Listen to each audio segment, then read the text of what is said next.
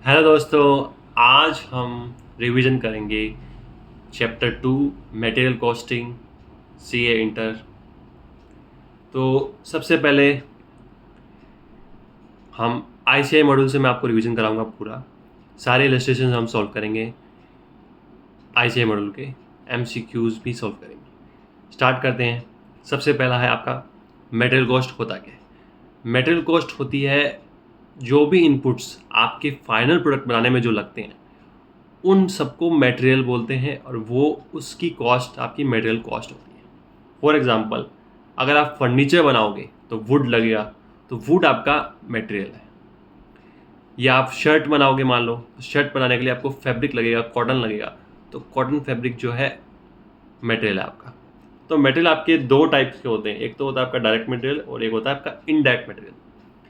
Direct material वो होता है जो आपको directly attributable to the final product होता है। जैसे कि अगर आप फर्नीचर बनाओगे तो आपको दिख रहा है कि वुड लगा है, इसमें वुड आपको डायरेक्टली एट्रीब्यूटेबल भी है, ट्रेसेबल भी है, आपको दिख रहा है कि हाँ वुड लगा है, इतना वुड लगा है, तो वुड आपका डायरेक्ट मटेरियल हो गया। इनडायरेक्ट मटेरियल वो होते हैं जो प्रोडक्ट में लगते हैं, प्रोडक्ट बनाने में आपके लगेंगे, लेकिन वो डायरेक्टली एट्रीब्यूटेबल नहीं होते, ना डायरेक्टली ट्रेसेबल होते। जैसे कि अगर आप फर्नीचर बनाओगे तो ग्लू भी लगता है, ग्लू लगता है टू फर्नीचर को जोड़ने के लिए, या कॉटन पेपर से आपकी जो फर्नीचर की स्मूथिंग होती है। तो कॉटन पेपर और ग्लू दोनों इनडायरेक्ट मटेरियल है, क्योंकि वो डायरेक्टली ट्रेसेबल नहीं है कि किस में कितना ग्लू लगा है, लेकिन ज़रूरी है फाइनल प्रोडक्ट को बनाने के लिए, तो इनडायरेक्ट मटेरियल होंगे वो। आगे बढ़ते हैं। अब मैं आपको आईसीआई के मटेरियल से रिवाइज कराता हूँ।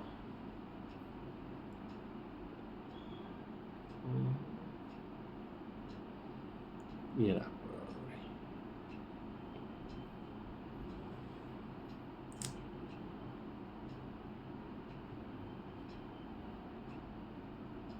ये रहा आपका आईसीआई मटेरियल। तो इसमें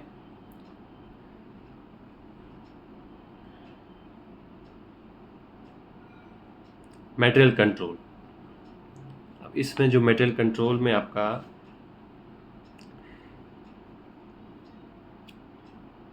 material being one of the total cost elements are also required to be controlled so that overall cost control objective can be achieved। Material को हमें कंट्रोल करना पड़ेगा ताकि हमारा ओवरऑल कॉस्ट ऑब्जेक्टिव फुलफिल हो सके।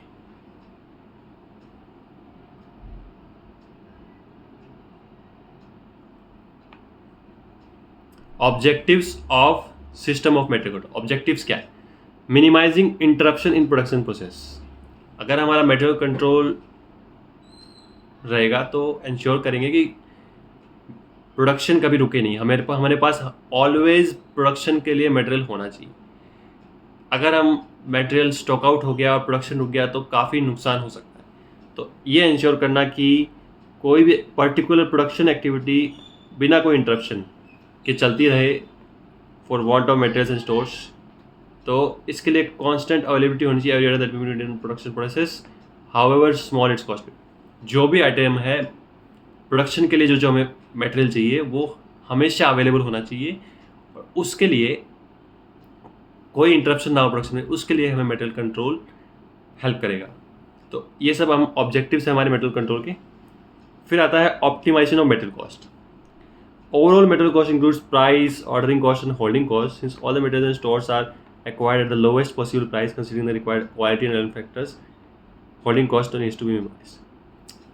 मेटल की कॉस्ट आपको मैं समझाता हूँ। तीन टाइप की कॉस्ट होती है।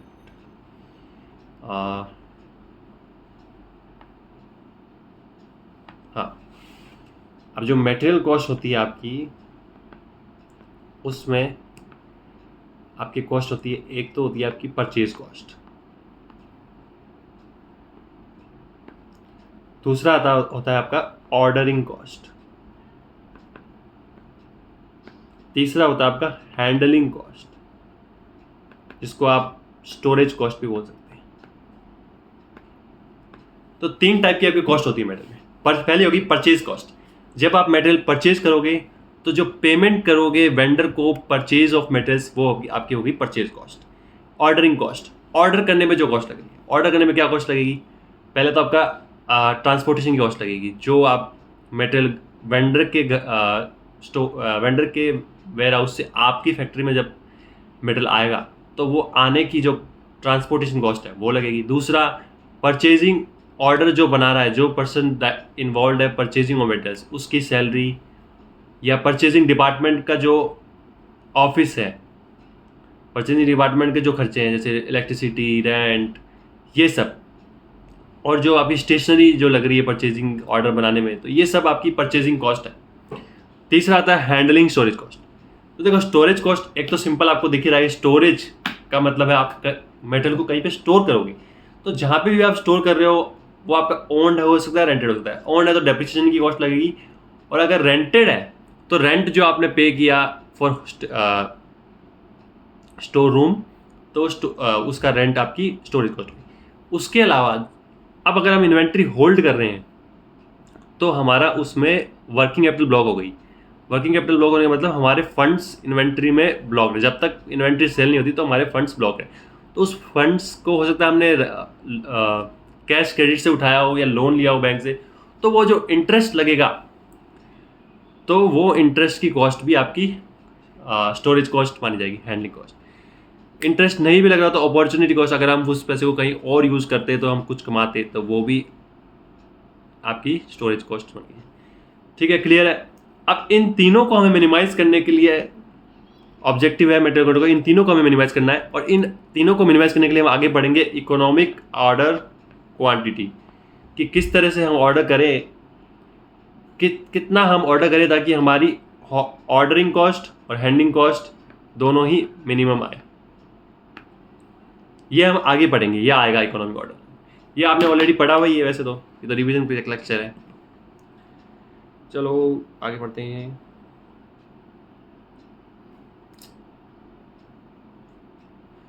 ठीक है, तीसरा ऑब्जेक्टिव है हमारा reduction in wastages. Material conservation as an objective of avoidance of unnecessary losses and wastage that may rise from deterioration in quality due to defective or long storage or from obsolescence. It may be noted that losses and wastage in the process of manufacture are a concern of the production department. तीसरा हमारा objective है कि हमें ensure करना है कि losses और wastage जो कम से कम हो। वेस्टेज क्या होता है, जैसे आप कुछ प्रोडक्शन करोगे तो प्रोडक्ट जब बनता है, जैसे मान लो आप शू मैन्युफैक्चर करो, तो जब शू बनेगा पूरा तो कुछ ना कुछ वेस्ट भी निकलता है, और वो वेस्ट हो सकता है कभी कभी वेस्ट होता है, वो कभी कभी स्क्रैप होता है। स्क्रैप होता है तो उसकी कुछ ना कुछ रियलाइजेबल रहती है, उसको हम सेल कर सकते हैं। वेस्ट होता है तो उसकी कोई वैल्यू नहीं होती, वो हमें डिस्पोज ऑफ करना पड़ता है, और वो रिसाइकल भी नहीं होता। ठीक है, उसके बाद आपका adequate information. The system of material control maintains proper records to ensure the reliable information is available for all items of materials and stored. This only loss and privilege but also हमें हमारा material control system जो है उसमें proper records maintain किए जाना चाहिए, तो ensure करने के लिए कि जो मटेरियल है हमारे स्टोर्स है, कितने आए, कितने गए, कितने हैं, इस सब चीज़ का प्रॉपर रिकॉर्ड होना चाहिए। उससे क्या है कि हमें कोई भी मिस हैंडलिंग होगी या कोई लॉस हो गया तो हमें तुरंत पता लग जाएगा, उसके ऊपर हम एक्शन ले पाएंगे, और प्लानिंग भी अच्छी होगी इससे। Completion of order in time. Proper material management is very necessary for fulfilling orders of the firm. This aids to the goodwill of firm. Proper material management करने से हमारा ऑर्डर्स जो है टाइम पे फुलफिल कर पाएंगे, और इससे हमारी फर्म की गुडविल बनेगी। तो ये आपके ऑब्जेक्टिव्स हो गए। मटेरियल कंट्रोल सिस्टम के ऑब्जेक्टिव्स जो है, आपके थ्योरी में कोई क्वेश्चन आ सकता है इससे, या थियोरेटिकल आपसे 5-6 नंबर क्वेश्चन आ गया कि explain the objectives of material system. Practically में इतना ज़्यादा कुछ काम नहीं आएगा। प्रैक्टिकली में आपने बस समझ लिया कि मटेरियल कॉस्ट क्या होती है। 3 टाइप की मटेरियल कॉस्ट होती है, ordering cost, handling cost, carrying storage cost. Handling, storage, carrying सब एक ही कॉस्ट है, तीनों का नाम अलग अलग है लेकिन एक ही कॉस्ट है। ऑर्डरिंग कॉस्ट और मटेरियल की परचेज की कॉस्ट, ये 3 टाइप की कॉस्ट होती है मटेरियल में। उसके बाद आ गया आपका रिक्वायरमेंट्स ऑफ मटेरियल कंट्रोल।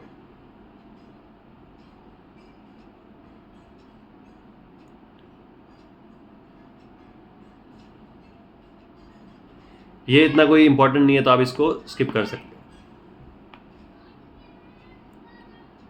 फिर आता है आपका एलिमेंट्स ऑफ मटेरियल कंट्रोल।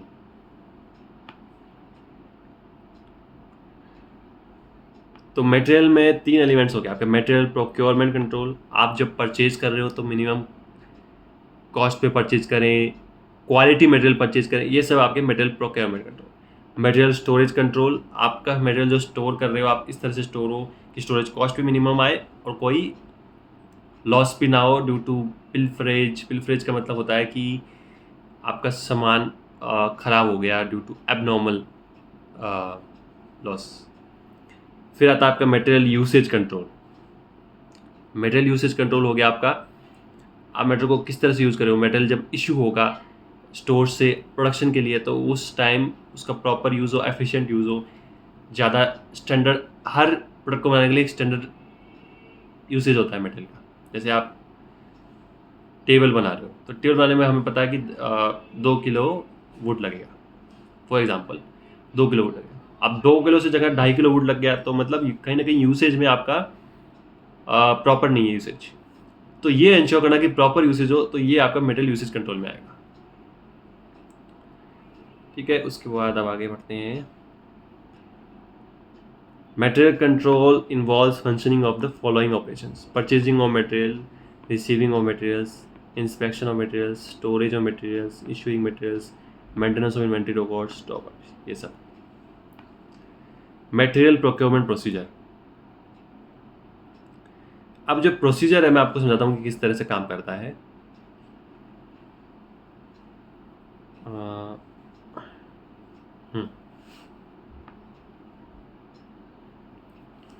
देखो,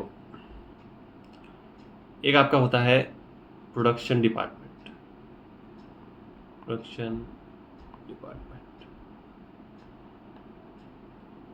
एक आपका होता है स्टोर्स।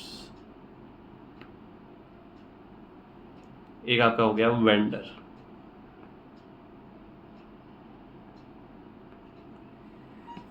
तो जब मटेरियल हम परचेज करेंगे तो किस तरह से काम होगा सिस्टम। एक आपका हो गया परचेजिंग डिपार्टमेंट।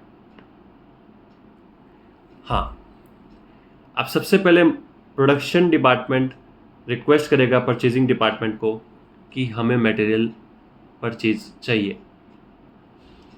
फिर मटेरियल परचेजिंग डिपार्टमेंट की जिम्मेदारी है कि वो मटेरियल परचेज करे। तो मटेरियल परचेज करने का प्रोसीजर इस तरह से होता है कि पहले परचेजिंग डिपार्टमेंट एक रिक्वेस्ट फॉर कोटेशन RFQ या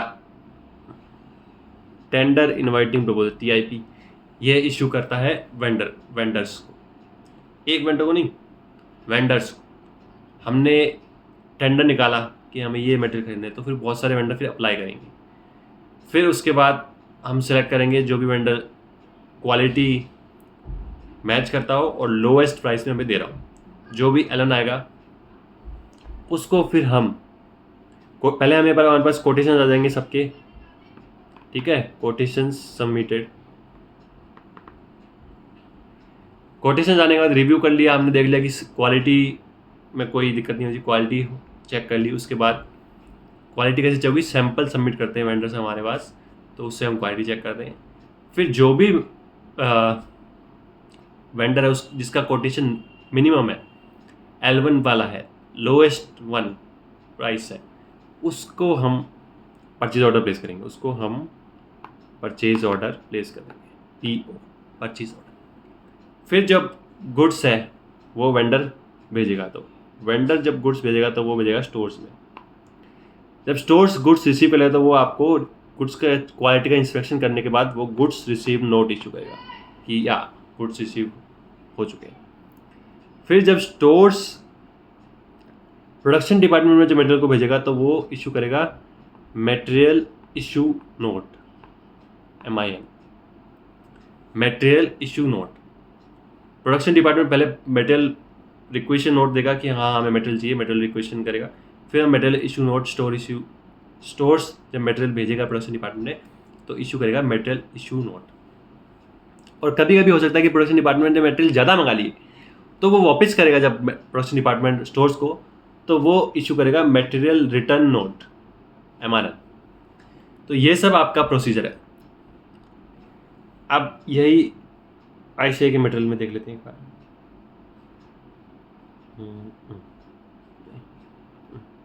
हाँ, तो यही आपका यहाँ पे दिया हुआ है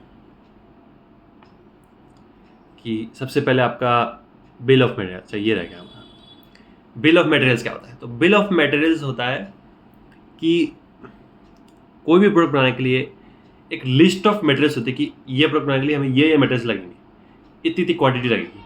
तो ये जो लिस्ट ऑफ मटेरियल्स मेंटेन की जाती है आपके ईआरपी सिस्टम्स में, जैसे सैप हो गया और एकल हो गया, इनके अंदर जैसे कोई भी आप प्रोडक्ट ने आपने क्लिक किया कि product article wise product saved होते हैं। जैसे आपने सर्च किया कि मुझे फर्नीचर बनाना है, तो फर्नीचर में आपने क्लिक किया, उसके अंदर सेव होगा कि हाँ इतना किलो वुड लगेगा, इतना किलो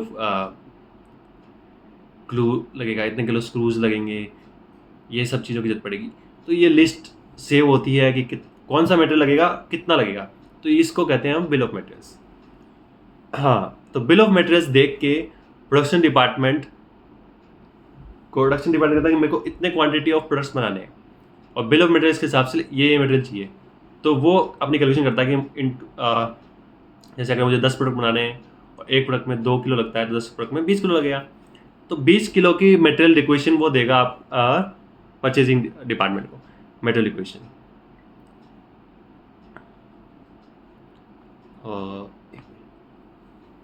उसके बाद परचेजिंग डिपार्टमेंट प्रोडक्शन डिपार्टमेंट पहले स्टोर्स को मटेरियल रिक्वेशन देगा, फिर स्टोर जो है परचेज रिक्वेशन देगा कि आप ये मटेरियल परचेज कीजिए क्योंकि मेरे पास अवेलेबल नहीं है। स्टोर्स कह रहा है मेरे पास ये मटेरियल अवेलेबल नहीं है, तो आप ये मटेरियल परचेज कीजिए। तो परचेज करने के लिए परचेज डिपार्टमेंट को बोलेगा। परचेज डिपार्टमेंट पहले टेंडर देगा फॉर इनवाइटिंग, टेंडर निकालेगा और रिक्वेस्ट फॉर प्रपोजल देगा सप्लायर्स को। फिर सप्लायर अपना कोटेशन सबमिट करेंगे, फिर जो भी लोएस्ट आएगा उसको हम परचेज ऑर्डर प्लेस करेंगे। फिर परचेज ऑर्डर प्लेस कर दिया, उसके बाद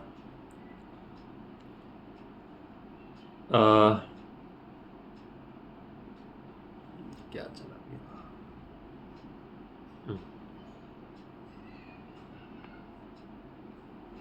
सप्लायर फिर डिलीवर करेगा मटेरियल। देखो, डिलीवर करे तो वो इनवॉइस भी भेजेगा, हमारे साथ पेमेंट भी होगा, इनवॉइस भी मिलेगा। ये सब तो अभी काम की बात नहीं है, लेकिन जब डिलीवर कर देगा सप्लायर गुड्स को, तो हम इशू करेंगे गुड्स रिसीव नोट। अगर सही नहीं लगे